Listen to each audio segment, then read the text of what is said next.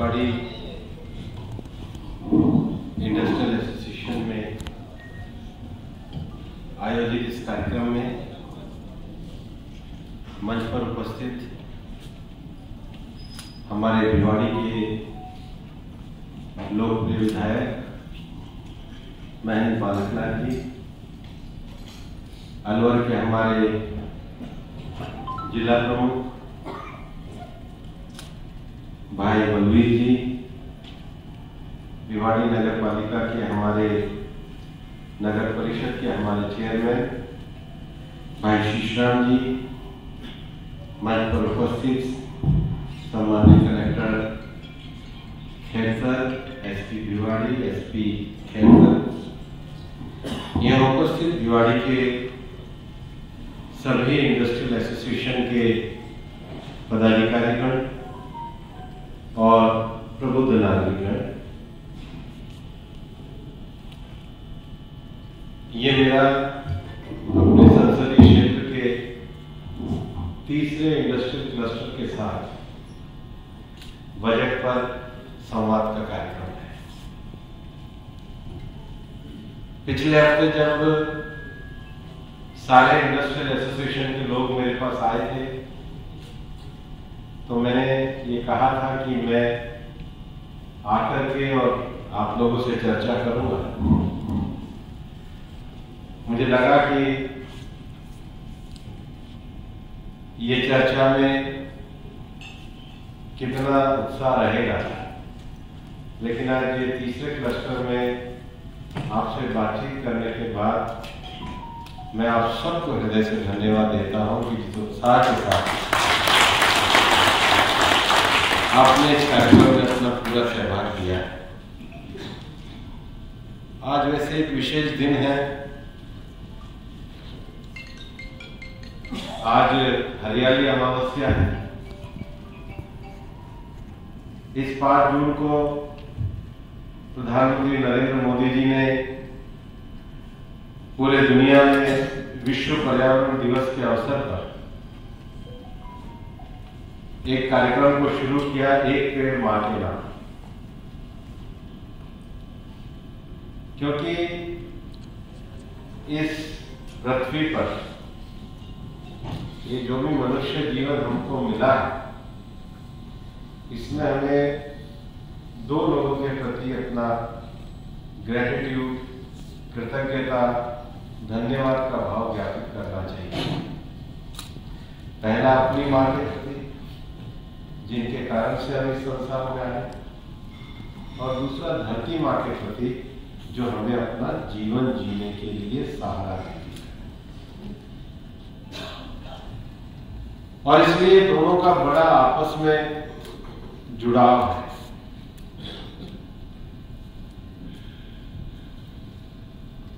मां तो हमें जीवन देती है।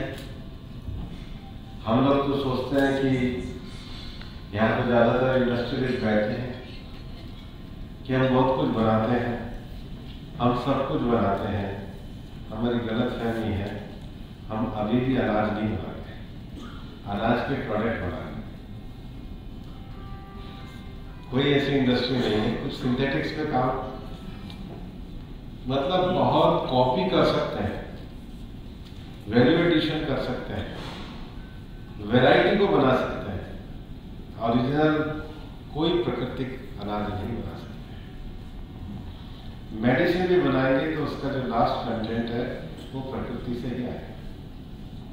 हमारे जीवन के रिसोर्स के लिए जितनी भी एनर्जी हम प्राप्त करते हैं वो नेचुरल रिसोर्स पे डिपेंड है।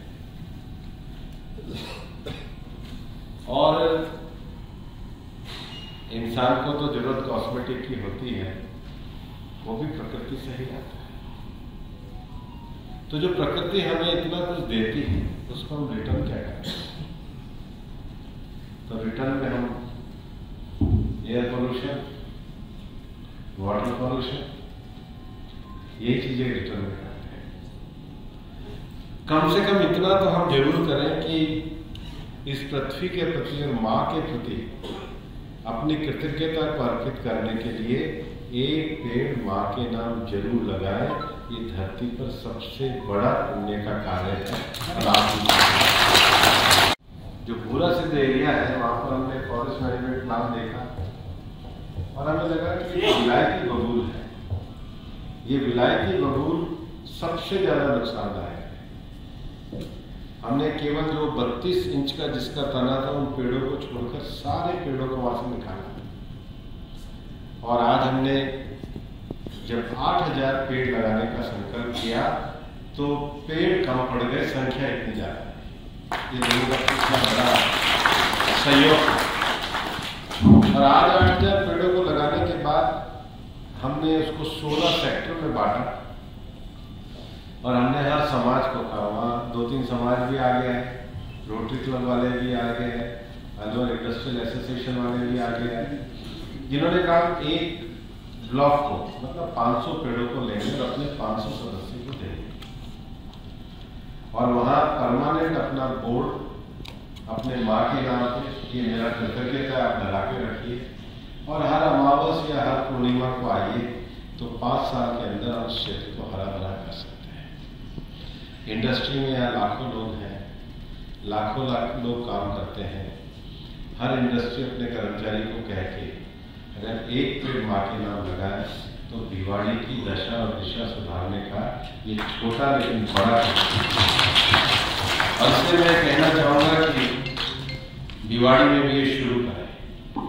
आज मैं डेटा देख रहा था, 26 करोड़ लोगों ने इस पोर्टल पर अपने आप को रजिस्टर किया है और अब मैंने सभी सांसदों को पत्र लिखा है और मैंने पेड़ की उनको ये भी कहा कि ऐसी स्पीशीज ना लगाए जो नुकसान पहुंचाए। जो हमारी लोकल स्पीशीज है, बड़ है, नीम है, पीपल है, आंवला है, ढाक है, ये पेड़ लगाने चाहिए।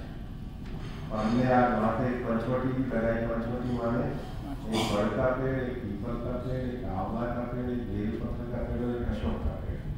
और हमने कहा कि जब ये पूरा लग जाए तो फिर इसके बीच में आके प्राणायाम करना, ज्यादा ऑक्सीजन मिल जाएगा। मैं आपके सामने बजट पे बात करने के लिए खड़ा हूं। मेरे बात करने के 2 उद्देश्य हैं। पहला उद्देश्य है कि यहाँ पर जब हम बजट की चर्चा करते हैं हमें लगता है कि टैक्स बढ़ा या टैक्स घटा, कुछ मिला या कुछ नहीं मिला, लेकिन बजट का मेरा मानना है कि एक अलग उद्देश्य होना चाहिए। 3 बड़े विषय रहते हैं। पॉलिसी डिसीजन 1, उसका ग्राउंड का एग्जीक्यूशन 2 और उसके गैप को फुलफिल करने के लिए प्रयास करना 3 विषय। और इसलिए मैंने कहा था कि इंडस्ट्री के साथ हमारे एडमिनिस्ट्रेशन के लोग भी बैठकर अगर विषय को आगे बढ़ाएंगे तो निश्चित रूप से ये काम आगे बढ़ेगा।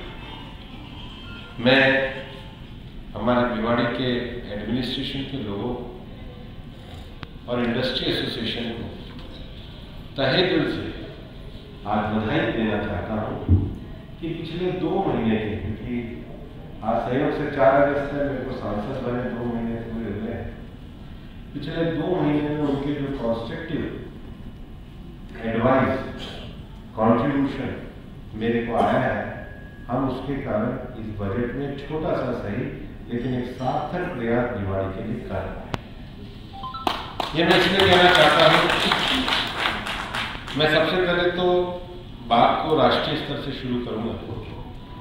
प्रधानमंत्री नरेंद्र मोदी जी को देश की जनता ने 3री बार प्रधानमंत्री के रूप में निर्वाचित किया है और जब 3री बार वो प्रधानमंत्री निर्वाचित हुए हैं तो जो हिंदुस्तान 2014 में दुनिया की 5 डगमगाती अर्थव्यवस्थाओं में था, वह दुनिया की 5वीं सबसे बड़ी अर्थव्यवस्था बना है और 3री बड़ी अर्थव्यवस्था बनने जा रहा है। पिछले 10 सालों में जो गरीब कल्याणकारी काम हुए उसमें करोड़ों लोग गरीबी की रेखा से आगे आए और इसमें 2 कार्यकाल पूरे होने के बाद 3रे कार्यकाल में बजट को जिन 9 बड़े पैरामीटर्स में बनाया गया है, पहला एग्रीकल्चर सेक्टर का विकास, दूसरा एम्प्लॉयमेंट और स्किल का डेवलपमेंट। तीसरा, इंक्लूसिव डेवलपमेंट और ह्यूमन रिसोर्स का पूरा इस्तेमाल। चौथा, मैन्युफैक्चरिंग सेक्टर को देश में बढ़ाने के लिए पॉलिसीज को लेके आना। पांचवा, देश में फ्यूचर के डेवलपमेंट के लिए अर्बन डेवलपमेंट को आगे बढ़ाना। छठा, एनर्जी के उत्पादन को एनर्जी सेविंग की तरफ आगे जाना। सातवां, इंफ्रास्ट्रक्चर का देश में डेवलपमेंट करना। आठवां, रिसर्च बेस्ड चीजों को देश में आगे बढ़ाना। और नवा सबसे जो बड़ा विषय है वो नई पीढ़ी के लिए रिफॉर्म्स के माहौल को खड़ा करना। और ये बात जब मैं आपको कह रहा हूं तो मैं आपको ये कहना चाहूंगा कि इस समय पूरे देश में लघु उद्योग भारती ने तो मुख्य आयोजन किया है। दिवाली में जो हमारे ज़्यादातर जो इंडस्ट्रियल सेक्टर है उसमें जो माइक्रो रूप से आप लोगों को मदद करना चाहते हैं, जिनके लिए सरकार ने मुद्रा योजना शुरू करी, देश में बड़ी संख्या में लोगों को मुद्रा लोन मिले, उसकी जो लिमिट थी 10 लाख, उस लिमिट को बढ़ा करके 20 लाख रुपए करके माइक्रो इकोनॉमी में मदद देने का काम ये सरकार के द्वारा बजट में किया है। मैं जानता हूं कि जो सबसे ज़्यादा आज के समय में नौजवान इंडस्ट्री लगाना चाहते हैं, और मैं तो खुद इस ग्रामीण क्षेत्र में आता हूँ, मैं कई बार कहता भी हूँ, भाई कब तक प्रॉपर्टी का काम करोगे, ये तो सारी जब बेच लोगे तब क्या करोगे।